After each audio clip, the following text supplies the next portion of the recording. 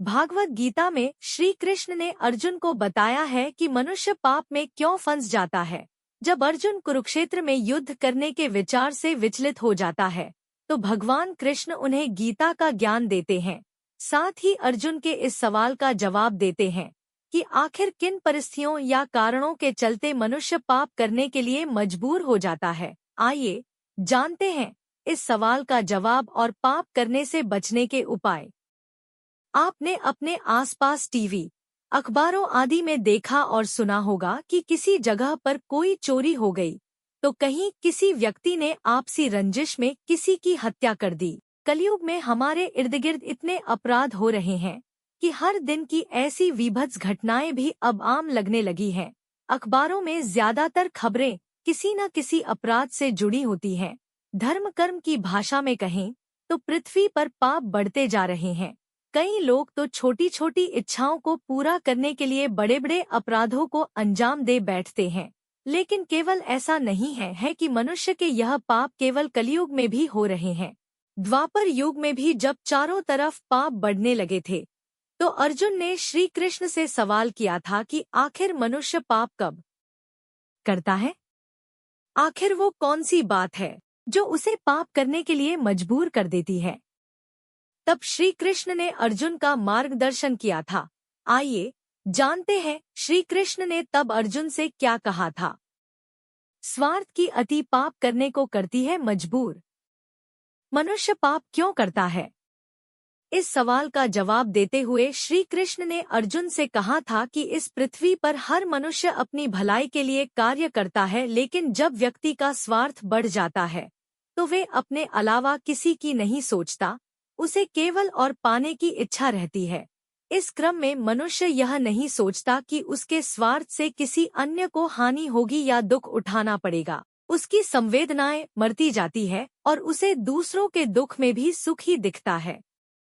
वासना और मोह से अंधा हो जाता है मनुष्य। अर्जुन को गीता का उपदेश देते हुए श्री कृष्ण कहते हैं कि वासना और मोह भी मनुष्य को पाप करने को विवश कर देती है। वासना का अर्थ है कि किसी भी अन्य मनुष्य को किसी वस्तु की तरह उपभोग करने की इच्छा होना।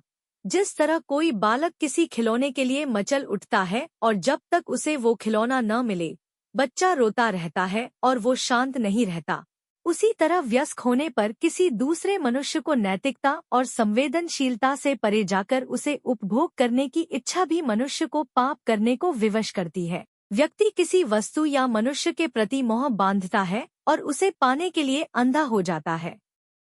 क्रोध से बंद हो जाती है बुद्धि। क्रोध आने की कई स्थितियां होती हैं। कई बार अत्यंत पीड़ा भी क्रोध का कारण बनती है, लेकिन क्रोध से व्यक्ति कुछ भी सही नहीं सोच पाता। कुछ देर के लिए ही सही, लेकिन उसकी बुद्धि बंद हो जाती है और वो कुछ भी सही दिशा में नहीं सोच पाता है। जिस तरह धुआं अत्यंत होने पर अग्नि कुछ देर के लिए ढक जाती है और सही स्थिति का पता नहीं चलता, उसी तरह क्रोध भी एक धुएं की तरह होता है जिसकी अति होने पर आसपास मौजूद कुछ भी चीजें नजर नहीं आती। कुंठा जन्म देती है बुरी भावना। श्री कृष्ण कहते हैं कि मनुष्य के नकारात्मक गुणों में कुंठा भी शामिल है। मनुष्य जब कुंठित होता है तो बुद्धिमान, ज्ञानी और सभ्य मनुष्यों को भी अपने से नीचे समझने लगता है। कुंठित व्यक्ति में प्रतिभा की कमी होती है, इसलिए वे अपने सामने किसी भी प्रतिभाशाली मनुष्य को सहन नहीं कर पाता।